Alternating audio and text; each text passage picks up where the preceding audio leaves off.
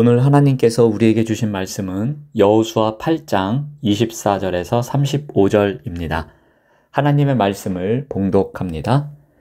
이스라엘이 자기들을 광야로 추격하던 모든 아이 주민을 들에서 죽이되 그들을 다 칼날에 엎드러지게 하여 진멸하기를 마치고 온 이스라엘이 아이로 돌아와서 칼날로 죽임에 그날에 엎드러진 아이 사람들은 남녀가 모두 12,000명이라.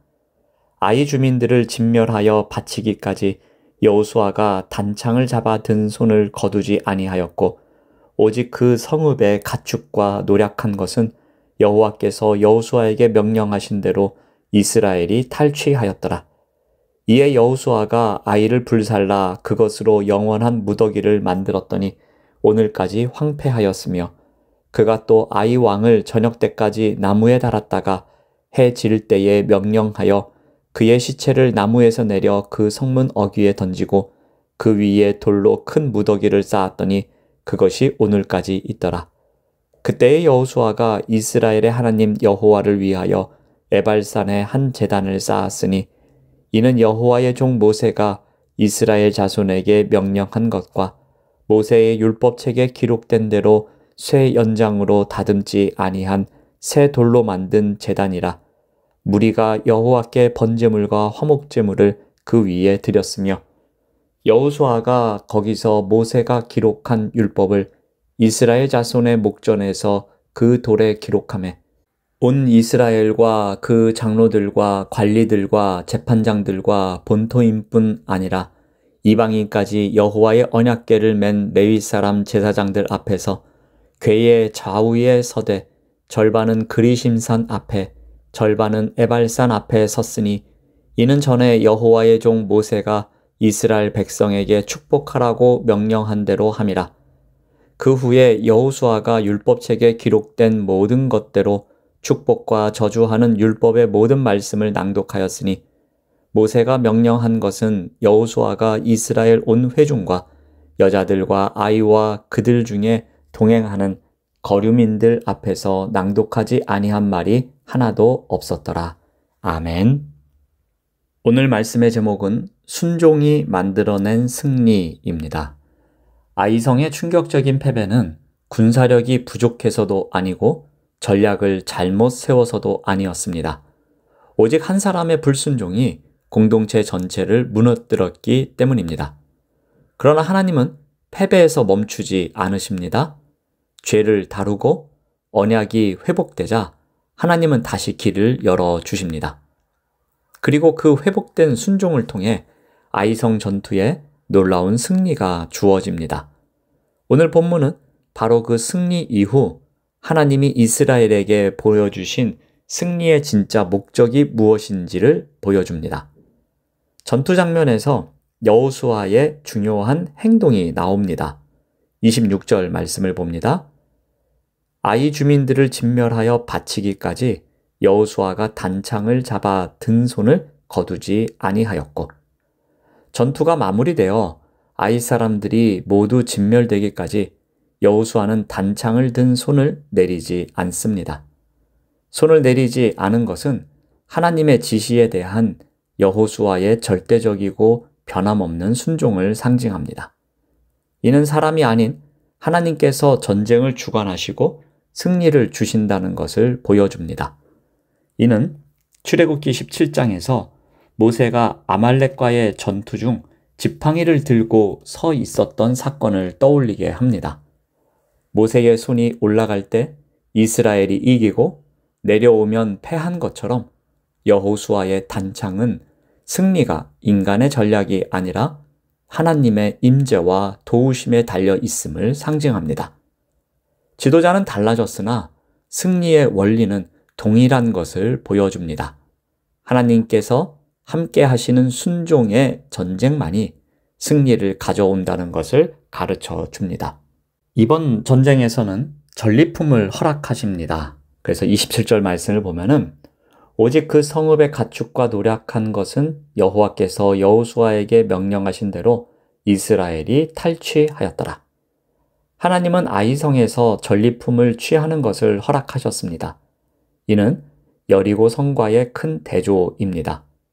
여리고는 첫 열매였기에 온전히 하나님께 드려야 했습니다. 그러나 아이성은 두 번째 성, 즉 순종의 시험을 통과한 백성에게 전리품을 허락하시는 하나님의 배려입니다. 아간의 죄는 여리고에서 하나님께 속한 것을 자기 것으로 삼았기 때문에 발생했습니다. 이 사건을 해결한 후에야 비로소 하나님은 전리품을 허락하십니다.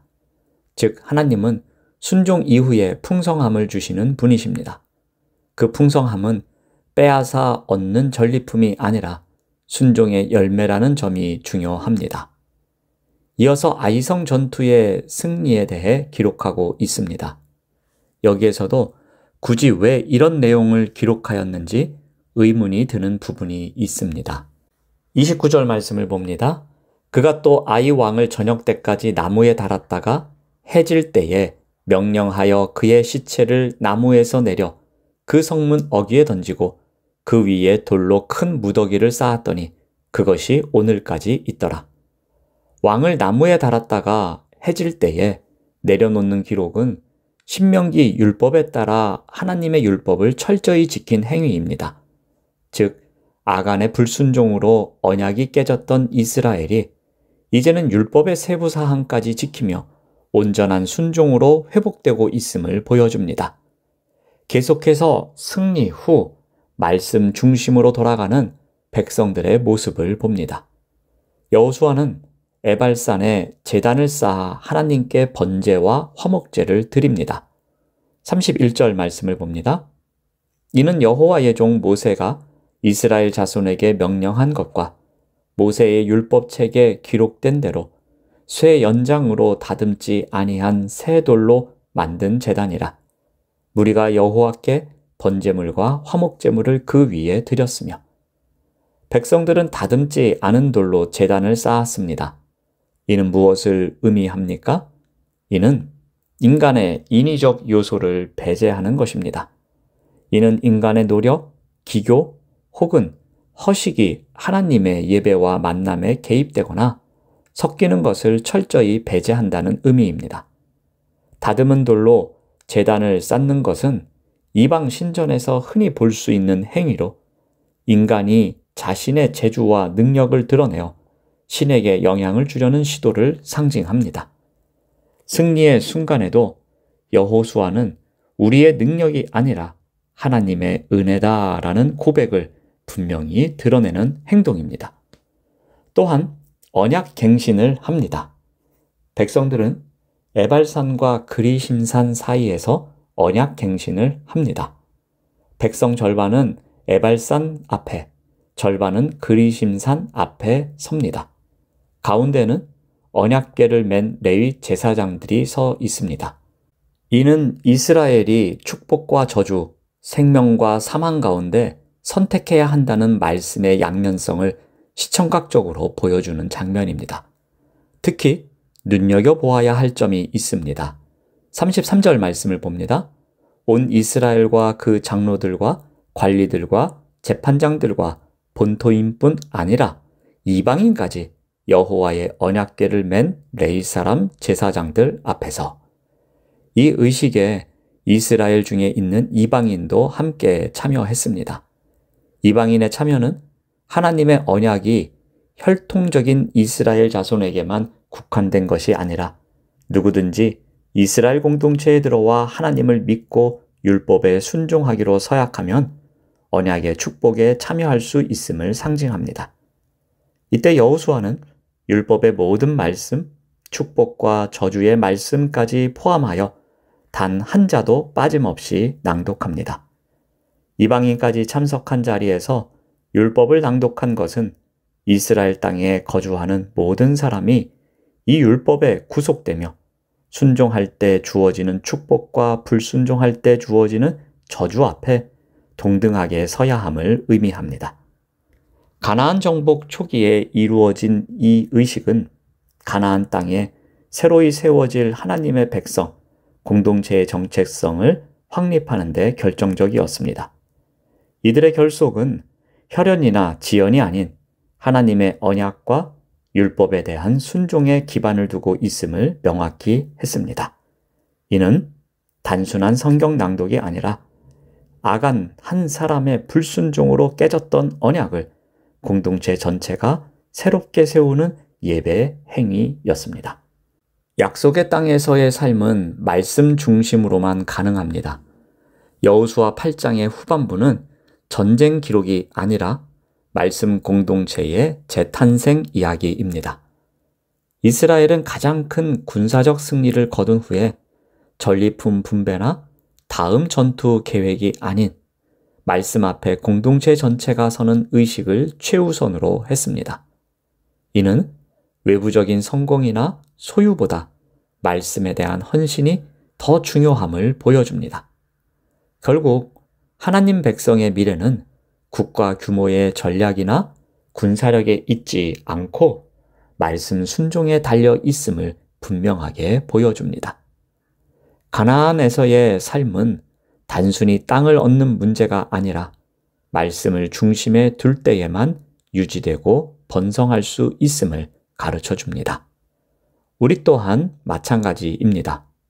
직장, 학업 또는 개인적인 목표에서 외부적인 성취를 이루었을 때 다음 계획보다 말씀과 기도로 하나님과의 관계를 점검하고 재헌신하는 시간을 가장 먼저 확보해야 합니다. 성공의 달콤함이나 다음 목표에 대한 압박 때문에 하나님과의 관계가 우선순위에서 밀려나기 쉽습니다. 여호수아가 아이성 승리 후 다음 전투 준비보다 말씀 앞에 섰듯이 우리 또한 어떠한 다른 활동보다 하나님과의 관계를 먼저 점검해야 할 것입니다. 기도하겠습니다. 하나님 감사합니다. 우리가 원하던 일을 성취할 때가 있습니다. 그런데 그러한 때에 다른 계획보다 무엇보다도 말씀과 기도로 하나님과의 관계를 점검하는 재헌신하는 시간을 가장 먼저 확보할 수 있도록 인도하여 주시옵소서. 예수님의 이름으로 기도드립니다. 아멘. 생명의 말씀으로 나를 채우사 주의 길 예비케 하소서. 성령의 능력으로 길을 부으사 진리를 선포